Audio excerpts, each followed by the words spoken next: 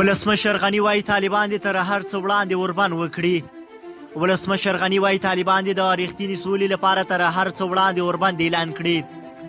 ولسمشر غني نن د سولې ورځې په مناسبت په خپاره کړي ویډیویي پیغام کې ویلي چې افغان حکومت د سولې په برخه کې بېسارې هڅې کړې دي.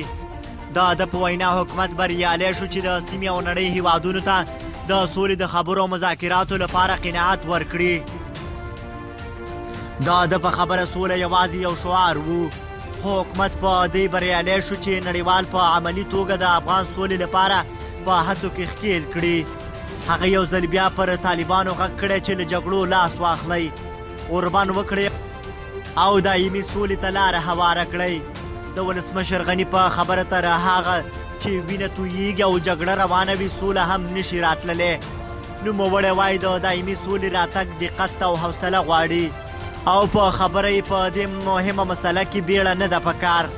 هغه یو ځل بیا حکومت سولې ته ژمن وباله او زیاته کړله هغه سوله ورته د منلو وړ ده چې د افغانانو عزت خوندي کړي او په افغانستان کې د دایمي ثبات سبب شي.